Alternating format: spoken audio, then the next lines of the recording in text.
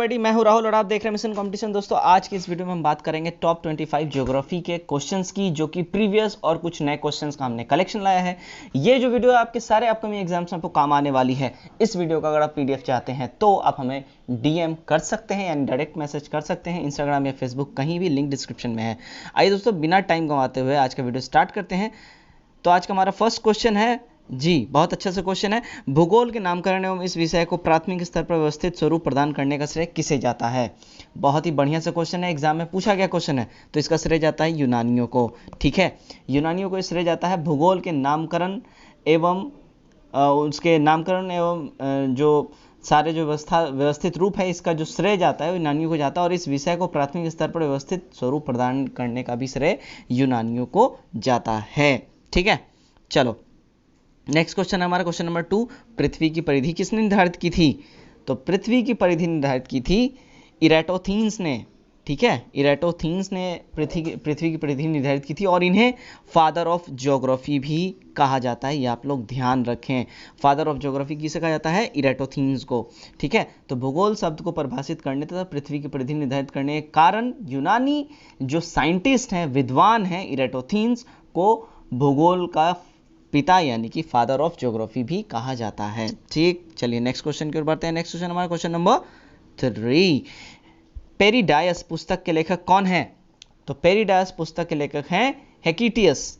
ठीक है, हेकिटियस ने पेरिडायस पुस्तक को लिखा था, और हेकिटियस ने अपनी पुस्तक पेरिडायस में सबसे पहले भौगोलिक तत्वों का क्रमबद्ध, यानी कि बिल्कुल सूची से, बिल्कुल तरीके से, बिल्कुल सीरियल वाइज इन्होंने समावेश प्रदान किया था। ठीक है, भौगोलिक जितने भी तत्व हैं इनके बारे में इन्होंने पूरा डिटेल में और सीरियल वाइज बताया था सबसे पहले। नेक्स्ट क्वेश्चन है हमारा क्वेश्चन नंबर 4। भूगोल के लिए सर्वप्रथम किस शब्द का प्रयोग किया गया था? तो सबसे पहले जो भूगोल के लिए शब्द का प्रयोग किया गया था वो था ज्योग्राफिका। ठीक है, ज्योग्राफिका का इस्तेमाल किया था। भूगोल के लिए जो सबसे पहला शब्द था वो था ज्योग्राफिका, और शब्द का प्रयोग इराटोथीन्स ने किया था सबसे पहले। इस वर्ड का, जो ज्योग्राफिका वर्ड जो है, इसका सबसे पहले यूज किसने किया था? इराटोथीन्स ने। ठीक है, चलिए नेक्स्ट क्वेश्चन की ओर बढ़ते हैं। नेक्स्ट क्वेश्चन हमारा क्वेश्चन नंबर 5। विश्व का मानचित्र मापक पर किसने बनाया था?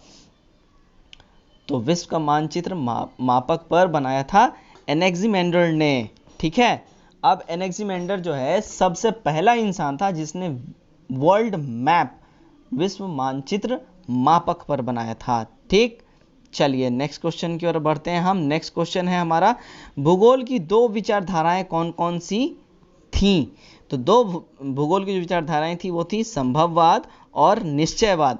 संभववाद में इन्होंने जो बात कही गई कि संभावना है, हो सकता है, और निश्चयवाद जो कॉन्सेप्ट था, इसमें ये बताएगा कि नहीं, 101% वो चीज है।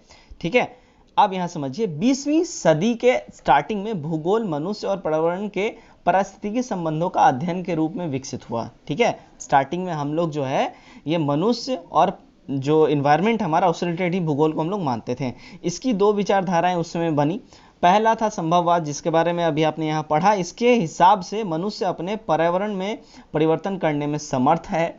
ये जो उस समय, जो 20वीं सदी में जो ये कॉन्सेप्ट दिया गया, उसके हिसाब से बात मैं कर रहा हूँ। ठीक है, तो उस समय जो कॉन्सेप्ट दिया गया संभववाद में, उसमें कहा गया कि मनुष्य पर्यावरण में अपने हिसाब से परिवर्तन करने में समर्थ है। इस विचारधारा के समर्थक भूगोलवेता एक हैं जिनका नाम है वाइडल डी ला ब्लॉश और फैब्रे। ये दो हैं जो इस संभववाद विचारधारा के समर्थक थे। अब सेकेंड है निश्चयवाद।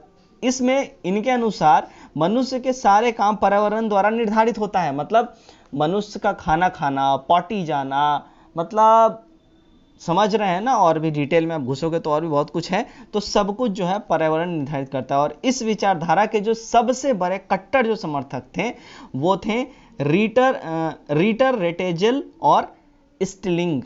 ठीक है, ये दो इसके बहुत कट्टर समर्थक थे। चलिए नेक्स्ट क्वेश्चन की ओर बढ़ते हैं। हमारा नेक्स्ट क्वेश्चन है क्वेश्चन नंबर 7। ब्रह्मांड किसे कहते हैं?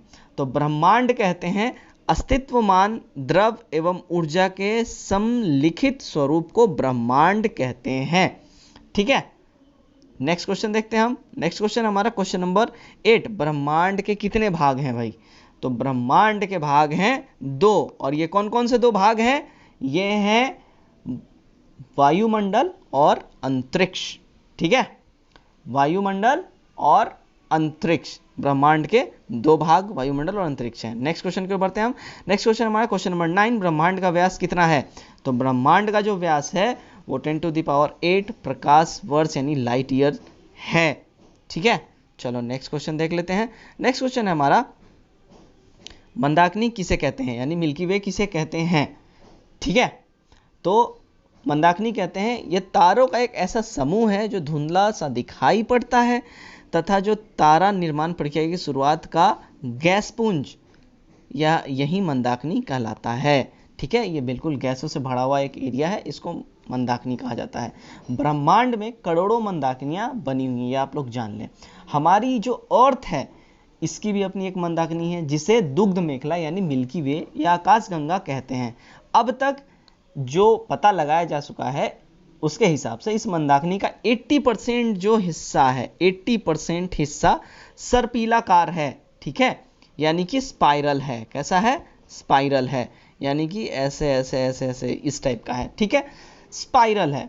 और इस मंदाकिनी को सबसे पहले गैलीलियो ने देखा था, ये भी पूछा गया क्वेश्चन है, तो आप लोग ध्यान रखेंगे। इस मंदाकिनी को सबसे पहले किसने देखा था? गैलीलियो ने। और गैलीलियो ही जो है किसका आविष्कारक हैं? आप लोग मेरे को कमेंट बॉक्स में जरूर बताना, ये आज का आपका टास्क है। गैलीलियो ने किसका आविष्कार किया था ये आप मेरे को कमेंट बॉक्स में बताएंगे, मैं नेक्स्ट वीडियो में इसके बारे में आपको डिटेल में और बताऊंगा। चलिए नेक्स्ट क्वेश्चन हमारा क्वेश्चन नंबर 11, दुग्ध मेखला के केंद्र के चारों ओर एक बार घूमने में सूर्य को कितना समय लगता है? ठीक है, तो दुग्ध मेखला के चारों ओर यानी मिल्की वे के चारों ओर घूमने में सूर्य को 25 करोड़ वर्ष लगता है। आप अज्यूम कर सकते हो कि दुग्ध मेखला कितना बड़ा है। आप ये भी सोच सकते हो हमारे पृथ्वी से हजारों गुना ज्यादा बड़ा है सूर्य, और सूर्य को जब 25 करोड़ वर्ष दुग्ध मेखला का पूरा चक्कर लगाने में लगता है तो आप अज्यूम कर सकते हो कितना बड़ा है और पृथ्वी को कितना समय लगेगा। तो सूर्य मंदाकिनी केंद्र के चारों ओर लगभग, मैं आपको बता दूं, अप्रॉक्स जो है 250 किलोमीटर सेकेंड, 250 किलोमीटर सेकेंड की स्पीड से ये घूमता है। कौन? सूर्य मंदाकिनी के केंद्र में चारों ओर। ठीक है, और इसका परिक्रमण काल 25 करोड़ वर्ष है, जिसे ब्रह्मांड वर्ष भी कहा जाता है। ठीक है, चलो नेक्स्ट क्वेश्चन की ओर बढ़ते हैं हम। नेक्स्ट क्वेश्चन हमारा, सूर्य अपने अक्ष पर किस दिशा से किस दिशा की ओर घूमता है? बहुत ही बढ़िया क्वेश्चन है, बहुत बार पूछा गया क्वेश्चन है। तो सूर्य जो अपने अक्ष पर घूमता है पूरब से पश्चिम की ओर। ठीक है, सूर्य अपने अक्ष पर पूरब से पश्चिम की ओर घूमता है। इसका मध्य जो सेंटर भाग है वह 25 दिनों में, वह ध्रुवीय भाग 35 दिनों में एक चक्कर लगाता है। ओके, चलिए नेक्स्ट क्वेश्चन हमारा क्वेश्चन नंबर 13 जी, हमारी पृथ्वी सूर्य से कितनी छोटी है? ठीक है, तो पृथ्वी जो है सूर्य से 13 लाख गुना छोटी है। अभी देखो जो मैं बता रहा था, कंपैरिजन कर रहा था, तो पृथ्वी सूर्य से 13 लाख गुना छोटी है और पृथ्वी को सूर्य का ताप का लगभग 2 अरबवां, ठीक है, 2 अरबवां भाग ही प्राप्त होता है। आप सोचो, मतलब सूर्य का इतना ज्यादा मतलब कम हिस्सा प्राप्त होता है तो अर्थ इतनी हीट हो जाती है। आप सोचो अगर इससे और कम अगर हमको मिलता, मतलब और ज्यादा इससे अगर सनलाइट मिलती तो फिर क्या होता। नेक्स्ट क्वेश्चन हमारा क्वेश्चन नंबर 14, बौने ग्रह कौन कौन से हैं?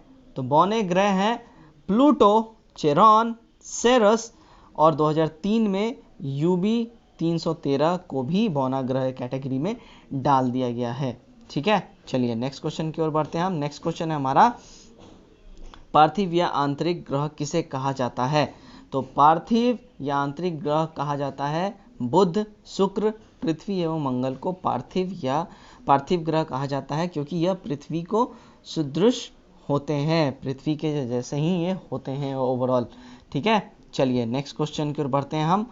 नेक्स्ट क्वेश्चन हमारा 16, पृथ्वी के ऊपरी भाग को क्या कहते हैं? तो पृथ्वी के जो ऊपरी भाग है, जो सबसे ऊपरी भाग है, उसको हम लोग भूपर्पटी कहते हैं। ठीक, नेक्स्ट क्वेश्चन देख लेते हैं। हमारा नेक्स्ट क्वेश्चन है, और नेक्स्ट क्वेश्चन देखने से पहले इसके हम कुछ डिटेल भी जान लें। ठीक है, तो भूपर्पटी यानी कि यह अंदर की तरफ 34 किलोमीटर तक का क्षेत्र होता है। भूपर्पटी जो है ये मतलब पृथ्वी के ऊपर से लेके और 34 किलोमीटर डीप तक का क्षेत्र को हम भू प्रॉपर्टी कहते हैं। ठीक है, ये जो है मेनली बेसाल्ट चट्टान से बना होता है, ये आप लोग ध्यान रखेंगे। ठीक, नेक्स्ट क्वेश्चन देखते हैं, क्वेश्चन नंबर 17। क्वेश्चन 17 है हमारा, उत्पत्ति के अनुसार पर्वत कितने प्रकार के होते हैं? तो उत्पत्ति के अनुसार पर्वत होते हैं कितने? 4 प्रकार के। ठीक है, अब इसमें देख लेते हैं हम 4 प्रकार कौन कौन से हैं। पहला जो होता है ब्लॉक पर्वत होता है, दूसरा अवशिष्ट पर्वत होता है, तीसरा संचित पर्वत होता है और चौथा वलित पर्वत होता है।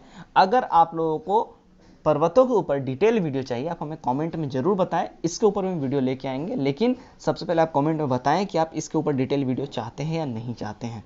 ठीक है, चलिए नेक्स्ट क्वेश्चन की ओर बढ़ते हैं हम। हमारा नेक्स्ट क्वेश्चन है क्वेश्चन नंबर 18, निक्षेपात्मक मैदान किसे कहते हैं? तो निक्षेपात्मक मैदान कहते हैं जब नदियों का निक्षेपण होता है तब बड़े बड़े मैदानों का निर्माण होता है, यही मैदान निक्षेपात्मक मैदान कहलाता है। तो जब नदियों का निक्षेपण होता है यानी जब नदियां निकलती हैं अपने उद्गम स्थान से, तो जब नदियां अपने उद्गम स्थान से निकलती हैं तो अपने साथ बहाते हुए चट्टान, धूल, कण, मिट्टी सब कुछ लेके जाती हैं और फिर वो जिस हिस्से से होके जाती हैं उस हिस्से में वो अपने साथ ले गया चट्टान के कण, धूल, मिट्टी, कण, पर्वत, पहाड़, कंकड़ सब छोड़ती जाती हैं और उससे निर्माण होता है किसका? उससे निर्माण होता है निक्षेपात्मक मैदान का। ठीक, नेक्स्ट क्वेश्चन की ओर देखते हैं हम। नेक्स्ट क्वेश्चन हमारा क्वेश्चन नंबर 19, टुंड्रा वन किसे कहते हैं? तो टुंड्रा वन कहते हैं ये बर्फ से ढके रहते हैं, गर्मी में यहाँ मॉस तथा लाइकेन के पेड़ उगते हैं, उसको हम लोग टुंड्रा वन कहते हैं, ये पहाड़ी इलाका में होते हैं। ठीक है, चलिए नेक्स्ट क्वेश्चन देख लें।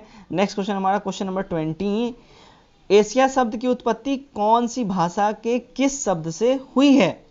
तो एशिया शब्द की उत्पत्ति हुई है, ठीक है, तो एशिया शब्द की जो उत्पत्ति हुई थी वो हुई है हिब्रू भाषा से। ठीक है, और इसका शाब्दिक अर्थ होता है उदित सूर्य यानी कि उगता हुआ सूर्य। ठीक, चलो नेक्स्ट क्वेश्चन देख लें। नेक्स्ट क्वेश्चन है क्वेश्चन नंबर 21। तो 21 क्या बोल रहा है? महाद्वीप किसे कहते हैं? तो पृथ्वी पर भूभाग की सबसे बड़ी इकाई को महाद्वीप कहते हैं, यहाँ ये इसका आंसर है। अब थोड़ा इसके बारे में कुछ और जान लें। तो जो पूरा जो हमारा अर्थ है, अर्थ का जो सरफेस है वो लगभग 7 महाद्वीप, 7 मेजर कॉन्टिनेंट्स में बटा है। फर्स्ट है Asia, second Europe, third north America, fourth south America, fifth Africa, sixth Australia और 7th अंटार्कटिका। ठीक है, तो ये 7 मेजर कॉन्टिनेंट्स हैं जिसके ऊपर सारा का सारा अर्थ का सरफेस को डिवाइड किया गया है, ये आप लोग ध्यान में रखेंगे। चलिए नेक्स्ट क्वेश्चन हमारा क्वेश्चन नंबर 22, अर्जेंटीना का हृदय किसे कहा जाता है? सॉरी, तो अर्जेंटीना का हृदय कहा जाता है पंपास को।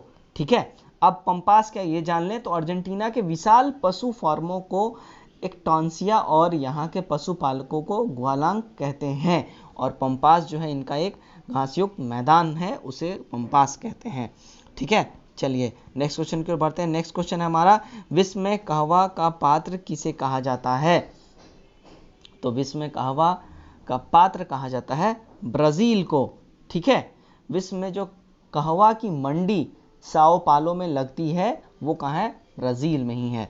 ठीक है, चलिए नेक्स्ट क्वेश्चन की ओर बढ़ते हैं। नेक्स्ट क्वेश्चन हमारा क्वेश्चन नंबर 24, कौन सी नदी को पाम तेल की नदी कहा जाता है? पाम ऑयल रिवर कहा जाता है। तो नाइजर नदी को पाम ऑयल रिवर कहा जाता है।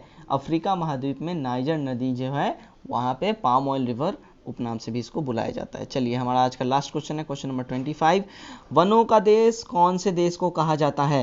तो वनों का देश कहा जाता है कांगो देश को वनों का देश कहा जाता है। विश्व में जल विद्युत शक्ति की संभावित क्षमता सबसे अधिक कहाँ है? तो वो है कांगो देश में।